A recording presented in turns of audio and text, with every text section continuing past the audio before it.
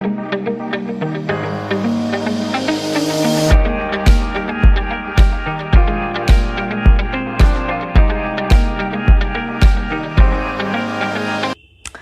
Friends, welcome to मंजिल।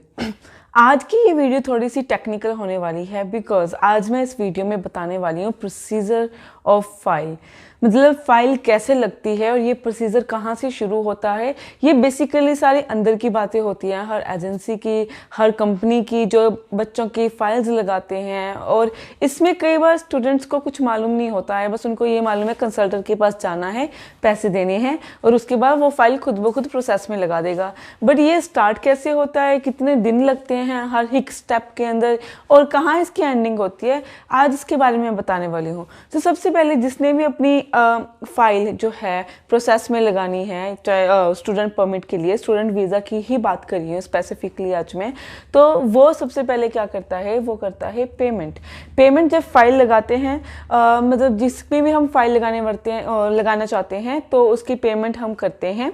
और उसके बाद हमें आता है एप्लीकेशन नंबर। सो एप्लीकेशन नंबर हमें जनरेट हो जाता है वेरी सेम डे जिस दिन हम पेमेंट करते हैं किसी कंसल्टेंट के पास जाकर। तो जब हम कंसल्टेंट कहता है कि इतनी कॉलेज फीस है जी, इतनी जीआईसी है, तो जब हम अपनी कॉलेज फीस देते हैं तो उस पेमेंट करते सार ही हमारा एप्लीकेशन नंबर जो है, जब हमारा ऑफर लेटर आ चुका होता है तो वो एप्लीकेशन नंबर हमें जनरेट होकर आता है वेरी सेम डे। उसके बाद हमने अप्लाई करना होता है, जो सेकंड स्टेप है इसका, वो है हमारा बायोमेट्रिक लेटर, जो जिसे हम आजकल BIL कह रहे हैं और बहुत चर्चा में ये लेटर रह रहा है। तो ये BIL जो है, पहले इसकी 30 डेज़ की ड्यूरेशन होती थी कोविड से पहले, बट कोविड के बाद अब इसकी 90 डेज़ की ड्यूरेशन हो चुकी है कि विद इन द 90 डेज़ आपने BIL लेटर जो है वो फिल करना होता है, इसको रिस्पॉन्स देना होता है। वरना क्या होता है, अगर आप विद इन 90 डेज़ अगर आप नहीं करते हो तो वो आपका जो फाइल है रिफ्यूज हो जाती है शुरू होने से पहले ही। तो BIL में आपको मिलता है जो स्पेसिफिकली एप्लीकेशन नंबर, तो हमें फर्स्ट में मिल गया। सेकंड में हमें मिलता है UCI, जिसकी फुल फॉर्म होती है यूनिक क्लाइंट आइडेंटिफिकेशन। जब हमें UCI मिलता है तो वो UCI नंबर बिल्कुल स्पेसिफिक हो जाता है। UCI नंबर हम क्यों कह रहे हैं, वो इसलिए यूज़ होता है जब कोई फ्रॉड केसेस होते हैं तब हम UCI नंबर और साथ में बार कोड को स्कैन करके अपनी फाइल की ऑथेंटिसिटी चेक कर सकते हैं। तो ये तो था सेकंड स्टेप। और ये जब UCI आता है, जब हम BIL फिल करेंगे तो UCI हमें 24 आवर्स के अंदर आ जाता है। तो उसके बाद क्या होता है, वो कोई रेयर केसेस ही होते हैं जिनको 3 से 4 दिन बाद आता है UCI नंबर। और इस सब में जो एक तो होती है फ़ीस की प्रोसेसिंग, वो तो हम फ़ीस के पैसे अलग से देते हैं। और उसके बाद जब हमारे पास आती है कि हमारी एम्बेसी जो फ़ीस होती है वो $155 होती है, प्लस जो हमारी BIL की जो फ़ीस होती है वो $80 होती है। तो ये हमारे जो फ़ीस स्ट्रक्चर है, इन दोनों को मिला के एक्सेप्ट कि हमारे GIC या फिर हमारी फ़ीस को चलकर।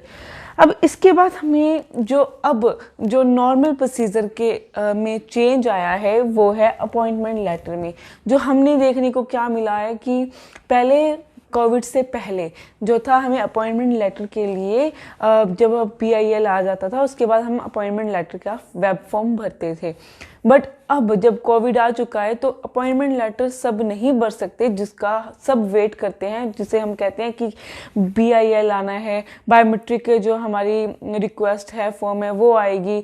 अब जो अपॉइंटमेंट लेटर है वो, जैसे मैंने आपको बताया था कि प्रायोरिटी वाइज मिल रही है, पहले फैमिली स्टे को मिलेगी, फिर स्टूडेंट को मिलेगी, उनकी बेसिस पे होती है। और मैंने पिछली वीडियो में आपको ये भी बताया था कि पहले अपॉइंटमेंट लेटर में हम अपने अकॉर्डिंग अपना स्लॉट चूज़ करते थे कि कौन सा दिन होना चाहिए, कौन सा टाइम होना चाहिए। बट इस बार जो है हम खुद नहीं कर सकते हैं, ये पीछे से होकर आएगा कि कौन से दिन और कौन से टाइम पे आपको मिलता है और वो आपको लेना पड़ता है। अगर आप रिफ्यूज़ कर दोगे तो आई थिंक ये बहुत बड़ी स्टुपिडिटी होगी अगर आप रिफ्यूज़ कर देते हो अपॉइंटमेंट लेटर के लिए। फिर उसके बाद आता है जब हमारी अपॉइंटमेंट लेटर हो जाएगा, जब आपके जिसको मिल रही है, तो वैलिडिटी ऑफ योर बायोमेट्रिक जो हमारा लेटर था उसकी वैलिडिटी का एक लेटर आता है। जब आपकी अपॉइंटमेंट हो गई, उसके बाद आप चले गए VFS सेंटर्स, तो उसके बाद आपकी वैलिडिटी आती है बायोमेट्रिक लेटर की। वो आपकी 10 साल के लिए जो होती है वो जनरेट होती है कि अगर इन केस आपका जब रिफ्यूज़ल भी हो जाए, उसके बाद जो अगर आप दूसरी बार प्रोसेसिंग में जाओगे तो आपको दोबारा बायोमेट्रिक करवाने की कोई ज़रूरत नहीं है, सिर्फ आपने एम्बेसी की फ़ीस पे करनी है। तो इसकी कोई फ़ीस नहीं है और इसका दोबारा करवाने की ज़रूरत नहीं है। और जो लास्ट स्टेप होता है जब हमारा इसका आ जाता है वैलिडिटी के बाद, वो होता है हमारा रिज़ल्ट। इधर वो क्या कहते हैं रिफ्यूज़ हो सकता है और दूसरा एक्सेप्ट हो सकता है।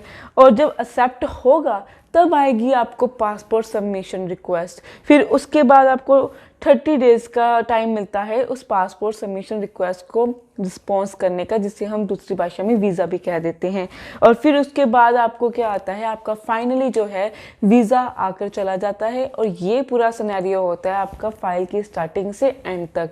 और इसमें जो मेजर चेंजेस आई हैं वो कोविड के दौरान आई हैं। और पहले ऐसा नहीं होता था, पहले अपॉइंटमेंट लेटर के लिए खुद जाना पड़ता था, बट अब जो है वो प्रायोरिटी वाइज ही सबको अलॉटमेंट दे रहे हैं। और जब अलॉटमेंट मिस हो जाता है तो फिर कब नंबर आए कब ना नंबर आए वो पता नहीं।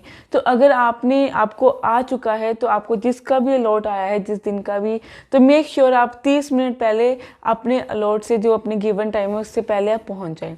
तो ये तो था आज की वीडियो में सब कुछ। आपको एक टेक्निकल मैंने बताया थोड़ा सा कि ये फ़ाइल की प्रोसेसिंग कैसे चलती है। तो अगर आपको अपनी फ़ाइल लगवानी है या आपकी वीज़ा को लेकर कोई प्रॉब्लम है तो आप मंजिल के साथ कॉन्टैक्ट भी कर सकते हैं। Thank you.